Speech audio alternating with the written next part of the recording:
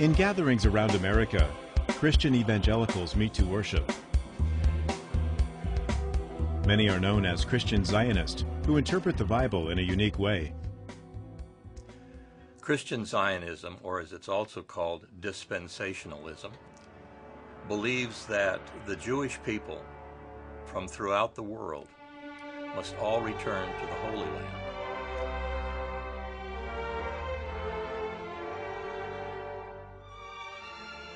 And the state of Israel must conquer all of the land between the Nile River in Egypt and the Euphrates River in Iraq. They must blow up the mosques on the Temple Mount in Jerusalem. And for 3.5 years, after they have rebuilt their temple and reestablished the Levitical practices of animal sacrifice, for 3.5 years they will worship the Antichrist. Jesus Christ will return and lead an army of hundreds of thousands and kill off all of the Jews with the exception of 144,000 who will promptly convert to Christianity.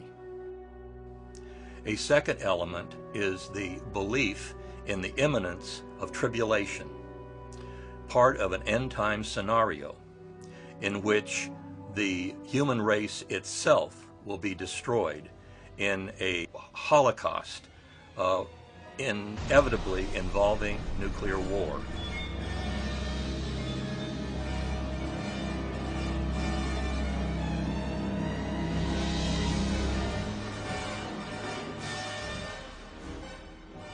The third element in Christian Zionism is the notion of the rapture, the idea that before tribulation is in full swing, Jesus will return, not for the final time, but for a second time. He returns 3 times, according to the doctrine of the rapture. And he will lift from the earth all of the born-again true Christians. The living and the dead who are born again will be whisked up to heaven, where they can watch the destruction of the earth from bleachers in the sky.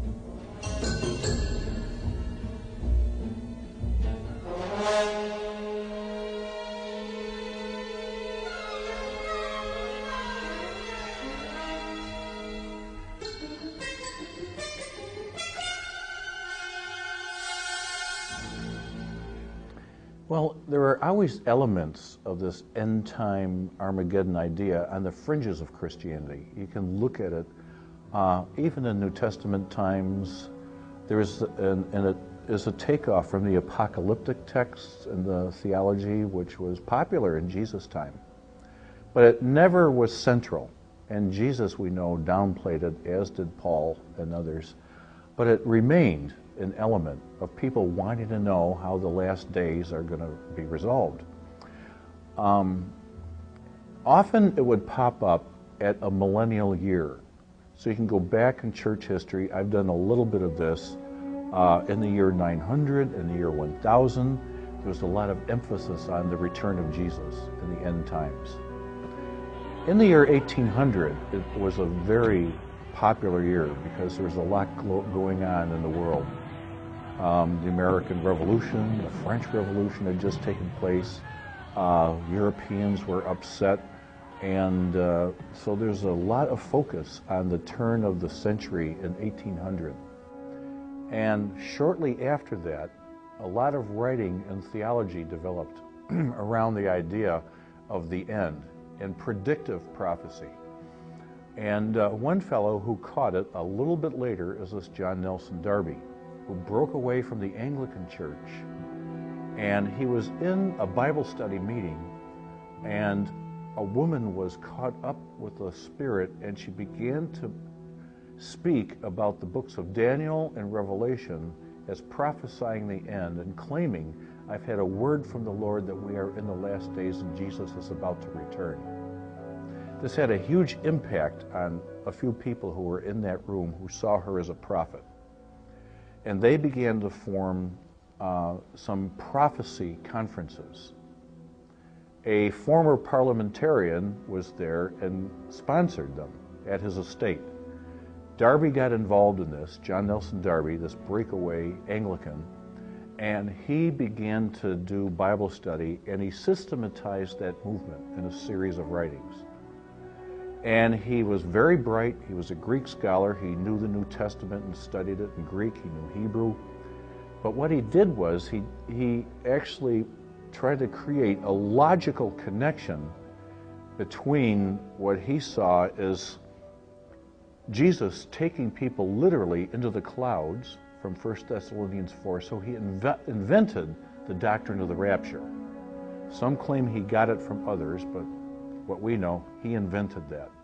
In the post-Civil War era, the Second Great Awakening, many evangelicals were converted to this teaching by Darby, who made 6 missionary journeys and became very popular in those Bible and Prophecy Conference movements after the Civil War era. John Nelson Darby in the 1830s was an Irishman who had an epiphany that he alone could decipher the meaning of the Bible. He was a literalist and he was a cherry picker, and he was able to create this hair-raising horror story involving tribulation and the punishment of mankind and Jesus as a warrior as a result of his epiphany. And he believed, as did all of the dispensationalists after him, that he alone understood the Bible, and that every other human being and all of the Christians were not only in error in terms of their understanding of the Bible, but they were also under the influence of satanic forces. So what is meant by the term dispensationalism? The essence of dispensationalism, as one might expect coming from gentlemen who hated the rest of the world and were self-appointed guardians of the truth, the basis of dispensationalism is the notion of original sin. And a dispensation is one of a series of 7 events with the same pattern, namely that God dictated to the Jewish people a certain course of action, knowing that they would violate and fail so that he could punish them. Most of these exist in Genesis. They should be familiar with everyone. Eve eating the forbidden fruit, the Jewish people and mankind being wiped out through Noah's flood, the various exiles of the Jewish people because of their sinfulness. Finally, and most important, was the rejection by the Jews of the Messiah, Jesus Christ. In each case, the Jewish people were given an assignment or a dispensation. They violated it, and they were punished. The 7th dispensation, and the final one, requires the Jews to return to Israel so that